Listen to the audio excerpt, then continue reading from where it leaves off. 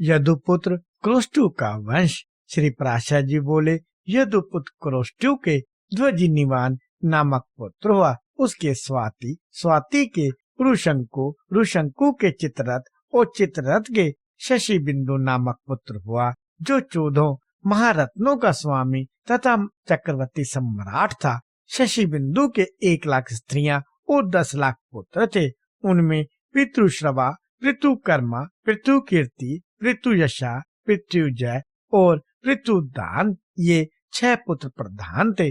पितृश्रवा का पुत्र पितृतम और उसका पुत्र उष्णा हुआ, जिसने 100 अश्वमेध यज्ञ किया था। उष्णा के शितपु नामक पुत्र हुआ। शितपु के रुक्म कवच के प्रावृत तथा प्रावृत के रुक्मेशु, पृथु, जयमग, वलित और हरित नामक 5 पुत्र हुए। इनमें से जयमग के विषय में अब भी यह श्लोक गाया जाता है।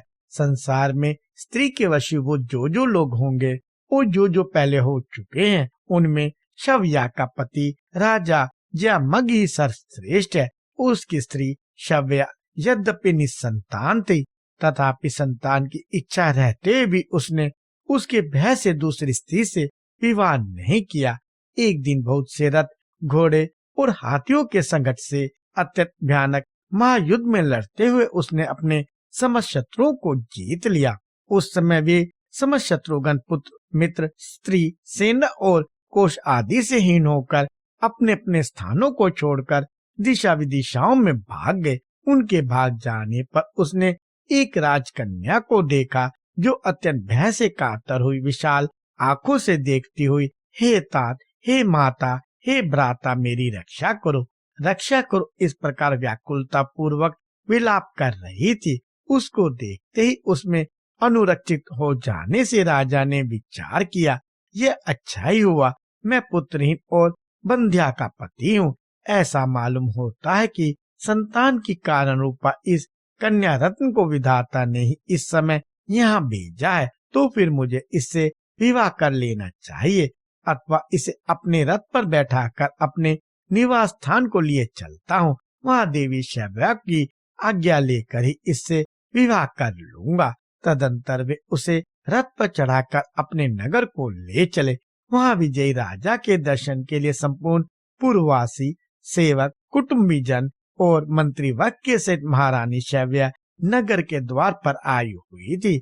उसने राजा के वाम भाग में बैठी हुई राजकन्या को देखकर क्रोध के कारण कुछ कांपते हुए होठों से कहा, हे अति चपलचित, तुमने रथ में यह किसे बैठा रखी है? राजा को भी जब कोई उत्तर ना सूझा तो अत्यंत डरते डरते कहा, यह मेरी पुत्र वधू है।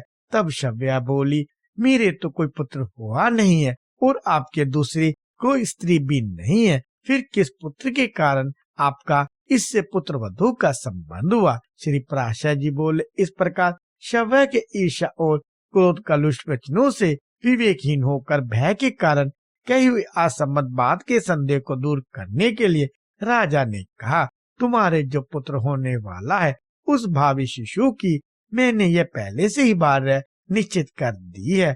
यह सुनकर रानी ने मधुर मुस्कान के साथ कहा, अच्छा ऐसा ही हो, और राजा के साथ नगर में प्रवेश किया। तदंतर पुत्र लाभ के गुणों से युक्त उस अति विशुद्ध लग्न होरांश अव्यय के समय हुए पुत्र जनक विषयक वार्तालाप के प्रभाव से गर्भ धारण के योग्य अवस्था न रहने पर भी थोड़े ही दिनों में शैव्य के गर्भ रह गया और यथा समय एक पुत्र उत्पन्न हुआ। पिता ने उसका नाम विदर्भ रखा और उसी के साथ उस पुत्र वधू का पानी ग्रहण हुआ।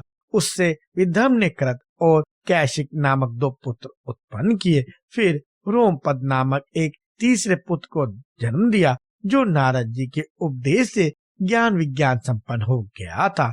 रोमपाद के वब्रु, वब्रु के धृति, धृति के कैशिक और कैशिक के चेदी नामक पुत्र हुआ, जिसकी संतति में चैद राजाओं ने जन्म लिया। जयमग के पुत्र वधु के पुत्र कृत के कुंती नामक पुत्र हुआ। कुंती के दृष्टि, दृष्टि के निधृति, निधृति के दशहर, दशहर के व्योमा, व्योमा के जिमूत, जिमूत के विकृति, विकृति के भीमरथ, भीमरथ के नवरथ, नवरथ के दशरथ, दशरथ के शकुनी, शकुनी के करम्भी, करम्भी के देवरात, देवरात के देवशत्र, देवशत्र के मधु, मधु के कुमार वंश, कुमार वंश के अनु, अनु के राजा पुरुमित्र, पुरुमित्र के अंशु और अंशु के सतवत नामक पुत्र हुआ तथा सतवत से सातवत वंश का प्रादुर्भाव हुआ। हे मैत्र, इस प्रकार जयामग की संतान का श्रद्धा पूर्वक भली प्रकार श्रवण करने से मनुष्य अपने समस्त पापों से मुक्त हो जाता है।